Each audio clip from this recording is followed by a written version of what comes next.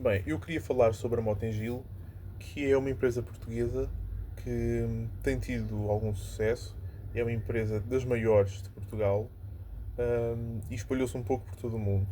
E eu queria analisá-la, ver se será um bom investimento ou não. Ela recentemente subiu imenso, mas toda essa subida foi perdida também recentemente, por isso é agora uma incógnita o que é que se passará com esta empresa. E eu queria explorá-lo um bocadinho melhor para tentar perceber: será que isto é um bom negócio ou não?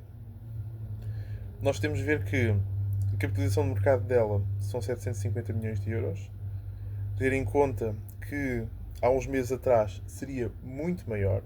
Esta empresa teve uma subida gigante, que nós já vamos ver, que chegou a atrair investimentos como, por exemplo, da BlackRock, se não me engano, mas estamos a falar de fundos internacionais americanos de grande dimensão que olharam para esta empresa e sentiram que ela era valiosa o suficiente para eles investirem nela.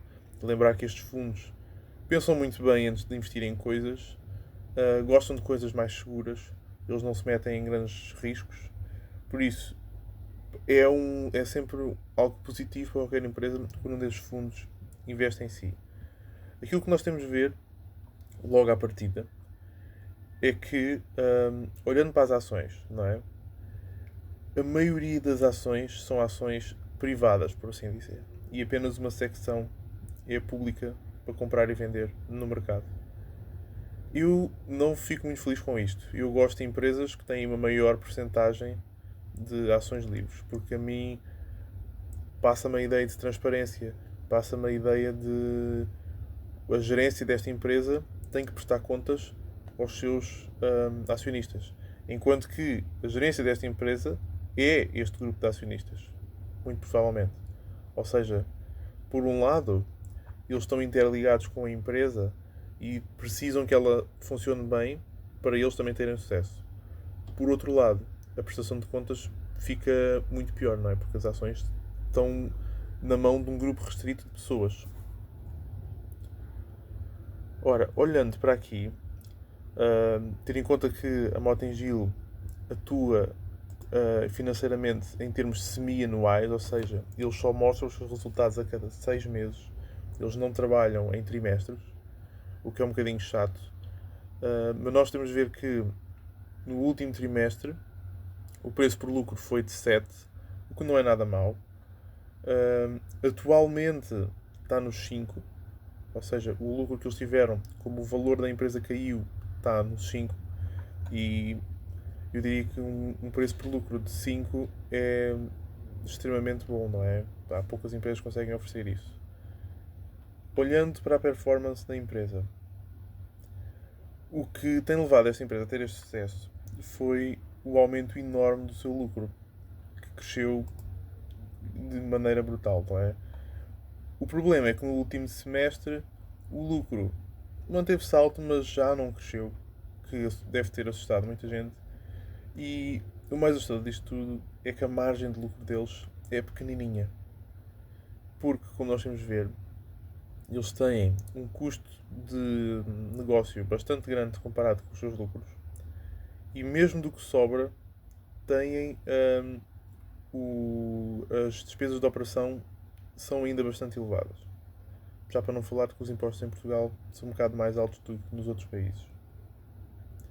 Como nós temos de ver, o seu lucro tem vindo principalmente da América Latina. Esta é uma empresa que se internacionalizou. Eles operam na Europa, em especial em Portugal e na Polónia, mas operam principalmente em África e na América Latina. A maior parte do lucro deles atualmente veio da América Latina, precisamente, mas o negócio deles tem mais pedidos de futuro para a África. Isso não está aqui expresso, está expresso nos relatórios da empresa. Basicamente, eles têm uma quantidade absurda de negócio por realizar, ou seja, eles têm, acho que se não me engano, 15 bilhões de euros em negócios que ainda nem começaram a trabalhar nele. A maioria dele está atualmente em África, a maioria do que já fizeram está na América Latina. Nós temos de ver que eles têm conseguido sempre, desde 2021, estar acima das expectativas nos seus lucros.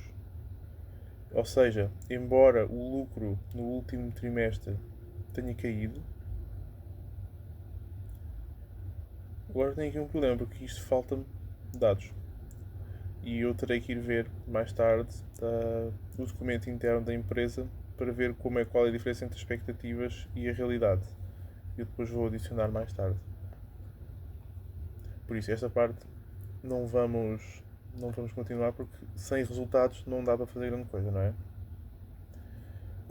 A empresa paga dividendos, o que é sempre bom saber. Começaram há pouco tempo.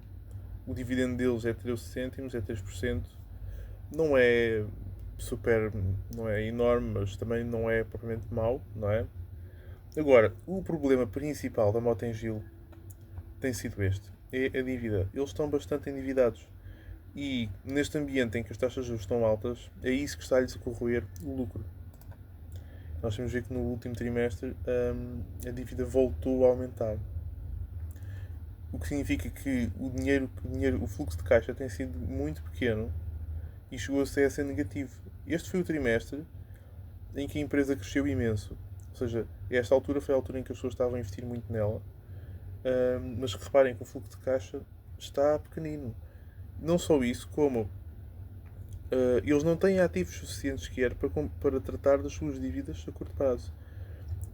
Aqui não está expresso, mas a grande maioria da dívida deles, estamos a falar, eram 800 milhões de dívida, ou seja, foi uma grande fatia, era para ser paga este ano, 2024. Dessa aí, cerca de um terço eles reajustaram-na e refinanciaram-na, mas o resto tiveram que pagar. Foi para aí 500 milhões de euros em dívida que tiveram que pagar ou mais. O que significa que quando temos um fluxo de caixa, ou seja, eles tinham em mão 800 mil euros, aliás, foi aqui, neste momento, eles tinham em mão 700 mil euros e um fluxo de caixa negativo, tiveram ainda a gastar 500 milhões em dívida, o que não é nada bom. Ou seja, o principal problema deles é o endividamento. Olhando para os financeiros de maneira mais detalhada, aquilo que me parece é que eles tiveram um ano excepcionalmente bom em 2022, em que tiveram a pagar a dívida. Nós podemos ver que eles tiveram a pagar a dívida em ambos estes anos. Depois, o maior erro deles foi aqui, no segundo trimestre de 2023, em que eles se endividaram bastante. Temos aqui a amostra da dívida, não é? Ou seja, endividaram-se e investiram esse dinheiro logo a seguir. Ou seja, está aqui, dá para entender. Eles pediram dívida e depois investiram esse dinheiro, que é esta barra azul. Enquanto isto, o dinheiro deles estava a ser negativo, ou seja, o fluxo de caixa estava a ser negativo. O que é que isto pode indicar? Nós temos um investimento demora tempo a compensar. Normalmente anos. Talvez até um ano, 2 anos, mais do que isso até. Porque é preciso comprar máquinas, é preciso iniciar projetos, é preciso expandir o negócio. Principalmente se... Eu por acaso não tenho certeza como é que eles são pagos, mas eles não devem ser pagos na totalidade no fim do projeto, devem ser pagos ao longo do projeto. Mas o lucro demorará a vir. O que significa que, neste momento específico, eles estão com este problema. Ou seja, eles investiram o seu dinheiro, foi ousado, porque nós estamos num ambiente muito complicado, estamos num ambiente em que contrair dívida não é nada saudável para nenhum negócio, porque as taxas de juros estão muito mais elevadas, está um clima de risco, os bancos pedem muito mais juros do que pediriam há uns tempos atrás, e pode correr mal. Ou seja, acho que é esse medo, ainda não correu mal, mas esse medo fez com que muitos investidores tenham abandonado o navio e tenham deixado a empresa a continuar a navegar sozinha.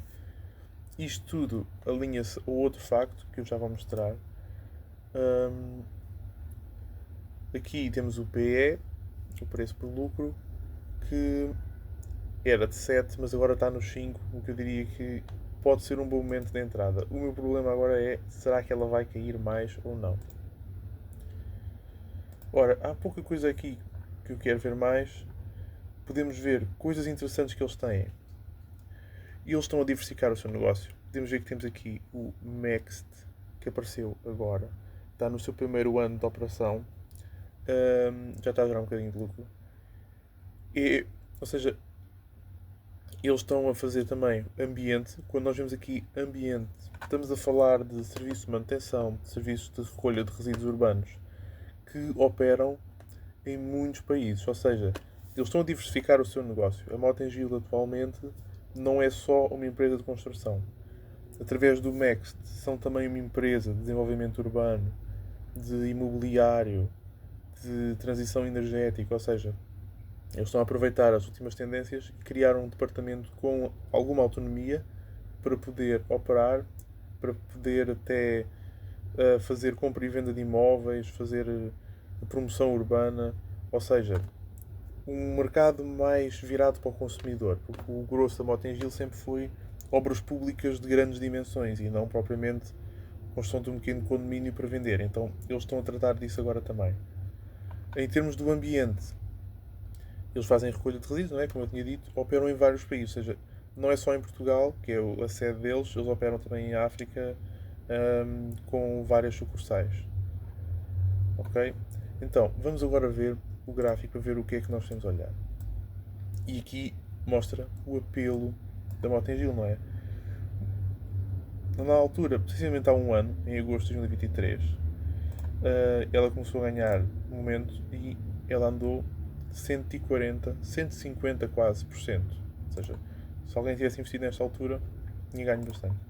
De lá para cá, caiu tudo, caiu 50%, ou seja, é claro que quando é de cima para baixo é sempre maior.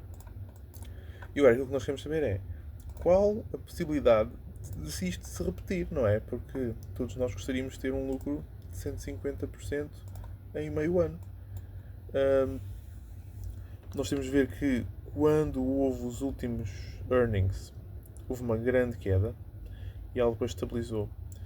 E depois aqui há um momento de grande volume e de grande queda. O que é que foi isto? Isto foi, basicamente, houve um fundo americano, que é apelidado de fundo da Butre, cujo nome eu não me recordo, mas que atacou a Mota-Engil no sentido de realizar uma operação de shorting. O que fez com que, sem razão aparente, tirando que os earnings foram há pouco tempo, o valor da empresa caiu imenso e depois estabilizou até agora e tem estado muito parada. Muito parada quer dizer, podemos ver que o volume agora continua a ser superior até ao volume que estava quando houve estes momentos bastante grandes. Aliás, talvez pela maior liquidez o preço não se mova tanto. Mas o que é que nós temos a olhar? Olhando para os indicadores. Este é interessante porque mostra o quão pouco volátil está o preço agora. Não é? As bandas de Bollinger mostram a volatilidade do preço. Quanto mais abertas estão, mais volátil está. Estão muito fechadas, ou seja, o preço está muito pouco volátil. Se bem que abriram um bocadinho, porque houve este dia, na semana passada, em que a empresa subiu, como podemos ver ali em cima, parece ali, subiu quase 6%, lá 5,5% num dia. Foi rapidamente corrigido, ou seja, foi uma tentativa de breakout, como houve aqui, e não conseguiu. Porquê? Porque ela está aqui num género de um pequeno canalzinho, que eu diria que estará aqui temporariamente. Agora, a grande questão é, ela está aqui e para onde é que vai? Ou seja, o preço vai estar aqui. Tentou duas vezes, não conseguiu. Irá quebrar e vir para baixo ou para cima? Neste momento, eu não tenho qualquer investimento nesta empresa e eu diria que se calhar o melhor é esperar para ver, mas manter muita atenção, porque se começar a ganhar momento de volta para cima, poderá vir a ser muito lucrativa, não é? Olhando para os RSIs, os RSIs com esta empresa são um bocado frustrantes porque eles não mostram bem a história. Nós temos a ver que o movimento aqui, o preço está sempre a cair, e é claro que a queda foi absurda no início.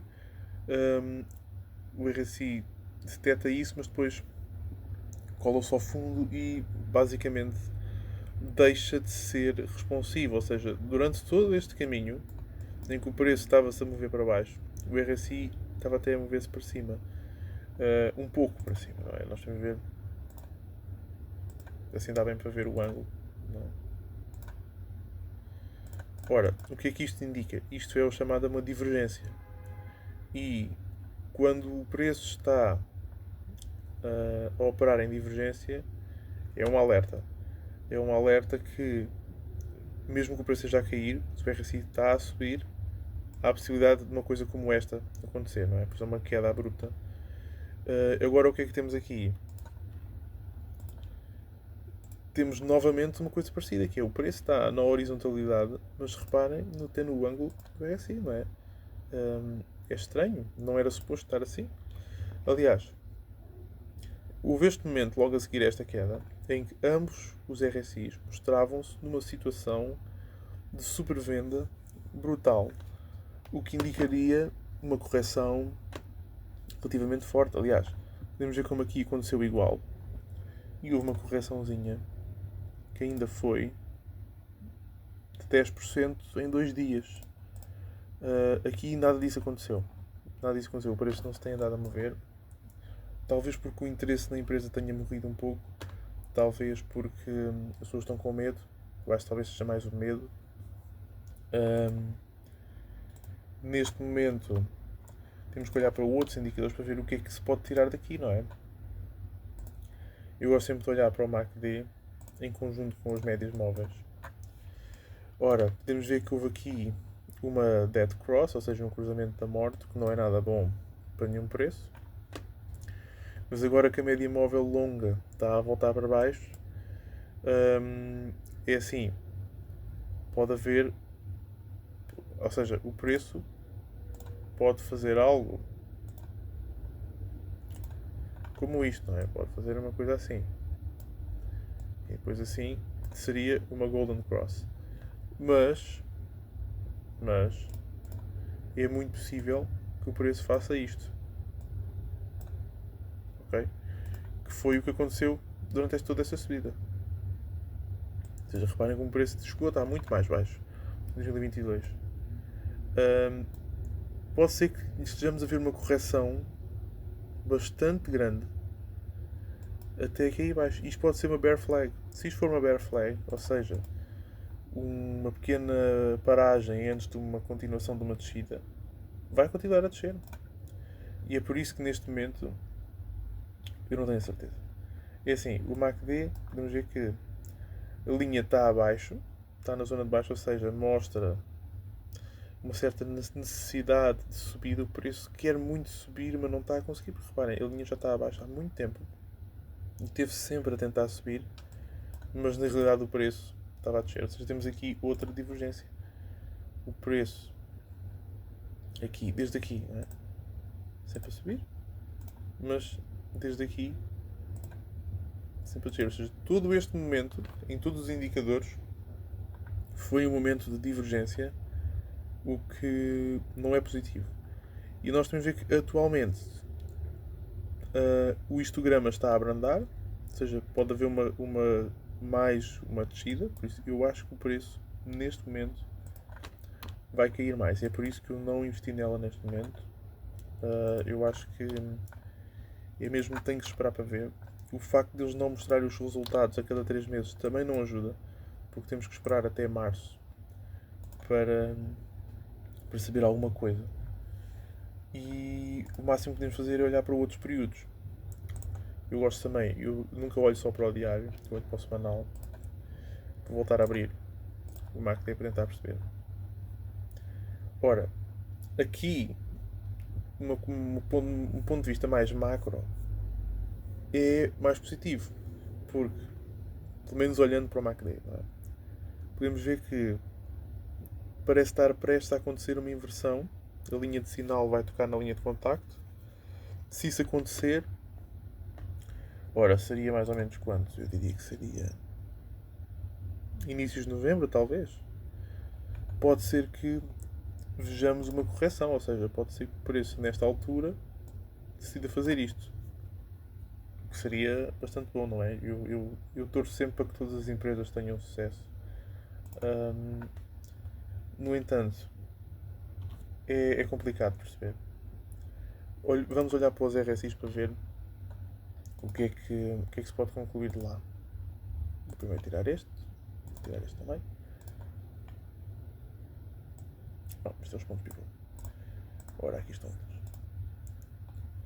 Ok, aqui muito mais interessante, não é? Porque no semanal, o que é que nós estamos aqui a ver? Como estes movimentos também são tão longos, foi uma subida enorme, muito longa, podemos ver que o RSI normal é o melhor, mas a visão semanal ajuda muito. Ou seja, eu tive uma sobrevenda há muito tempo, que esta subida foi espantada, foi fantástica, não é? Quem me dera a mim ter estado cá para participar nela, eu na altura participei um bocadinho, devo ter entrado aqui e apanhei só este último pedacinho. Mas a verdade é que ambos os RSIs mostraram sobrevenda, queda, o preço continuou a cair, não é? O estocástico deixou de funcionar porque o estocástico é mais sensível, então a partir daqui ele já bateu no fundo, então toda esta descida já não está categorizada aqui, não é? E ele estava tão desesperado que subiu imenso só com uma pequena subida ali. O RSI normal, não se deixe enganar para essas coisas, não é? Ele é mais ponderoso, está agora no nível de sobrevenda. Aliás, ambos estão no nível de sobrevenda. Possivelmente, pode ser que esta quebra, segundo estes indicadores, pode na realidade vir para cima. Mais uma vez, é melhor ter o lucro certo do que o lucro grande. E eu esperaria para ver, ou seja, ele já tentou uma vez. Isto é no modo semanal, por isso não se vê bem. Mas ele tentou subir aqui. Eu olharia para esta empresa se o preço estiver aqui. E se estiver aqui durante muito tempo. Ou seja, aliás, não é durante muito tempo. Relativamente a algum tempo. Temos aqui a linhazinha. Se ele estiver cá por cima, significa que já saiu disto. Não é? Aliás, se sair, é uma possibilidade que ele saia mais para aqui.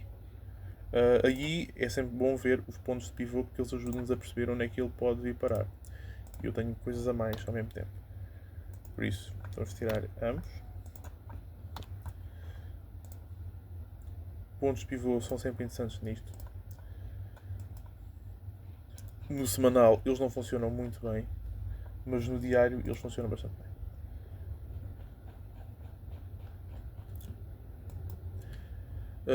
Neste momento, porque é que os pontos de pivô estão assim? Houve um momento de grande variação, grande volatilidade, do que abriu os pontos de pivô, ou seja, esta abertura, esta distância grande entre os pontos de pivô é uma resposta a esta volatilidade aqui.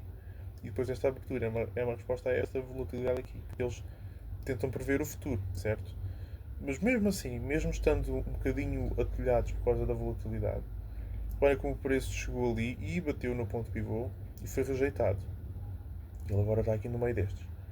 Por isso, ou seja, o preço pode muito facilmente vir até aqui, ou batendo aqui outra vez no topo, que se calhar vai ser aqui. Reparem como havia aquela inversão do MACD conjuntamente com aqueles dois RSI semanais. E eu disse o quê? Inícios de novembro, certo? Inícios de novembro é aqui. Logo, está uma conjuntura entre o topo deste canal e o ponto pivô, pode ser o momento para uma fuga para aqui. O que seria bom, depois o preço ficaria aqui um tempo. Ou, às vezes também acontece, uma subida para aqui. Outra maneira de ver para isto é... Aliás, vou apagar estes dados todos. Outra maneira de ver isto é com o Fibonacci, que também bate certo. Ou seja, todos eles são matemáticos, todos eles usam os cálculos de maneiras diferentes, todos eles ajudam a perceber. Fibonacci então, está aqui também a linha, ou seja, esta linha foi ponto pivô, canal e Fibonacci ao mesmo tempo. Rejeição forte e ele voltou logo para trás, porque esta velinha foi muito forte, não é? Qualquer pessoa que olhasse e pensava, é agora que isto vai começar a mover, mas levou ali com uma rejeição tripla e voltou cá para baixo. Por isso, eu não tenho a certeza, ele pode ficar aqui outra vez. Se estiver aqui na zona verde do Fibonacci, eu diria que, ok, está a sair, não vai voltar para aqui, então podemos ir, não é? Mas é sempre arriscado, porque se ele cair, pá, nós podemos ver que não há assim muitas zonas de resistência. E ele teve aqui consolidado este tempo todo. Que se nós formos andar, é exatamente o tempo onde ele bateu aqui também. Por isso, se isto de facto for uma zona de consolidação forte, ele pode ficar aqui e não voltar para baixo. Mas reparem, houve aqui um double top nesta zona. Sim, mais ou menos. Ou seja, ele pode muito bem vir parar aqui abaixo outra vez. Nada impede o preço ir para aqui. Ou até de voltar a andar nesta range, assim aqui. Porque ele aqui teve muito pouco tempo. Não é? Aqui, aliás, aqui aquilo que nós usaríamos para ver é. Deixa-me ver onde é que ele anda. É o volume de perfil. Assim. A gente coloca assim. Aqui eu fiz isto mal. Claro.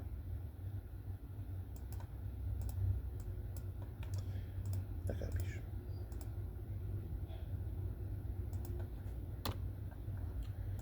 Eu acho que me enganei nele. É este. Sim. Ou seja, a gente seleciona esta parte e temos ver que nesta secção toda o preço que gosta de estar é aqui. É aqui que ele gosta de estar mais. E se nós quisermos ver melhor ainda, abriríamos isto no geral, colocaríamos no início e no fim. Eu sei que isto vai ficar enorme, mas pronto. E onde é que o preço gosta de estar? É aqui. Ou seja, desde janeiro de 2023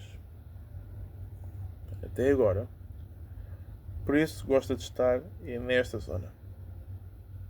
Ok? É neste canal aqui. E talvez um pouquinho aqui. E reparemos que aqui nesta zona o número de compradores é maior do que os vendedores. Mas nestas aqui, por exemplo, aqui está ela por ela, muito mais ela por ela. Por isso, eu esperaria que o preço chegasse aqui para entrar, ou que ele saísse daqui para vir para aqui. Outra vez para aqui. Esse era o que eu faria. No entanto, eu tenho esperanças nesta empresa. Eles fazem, a meu ver, um bom trabalho com construções de qualidade. Eles estão a ajudar os mercados emergentes a poder fazer um crescimento económico muito melhor com a construção de ferrovias, autoestradas, hospitais, tudo um pouco.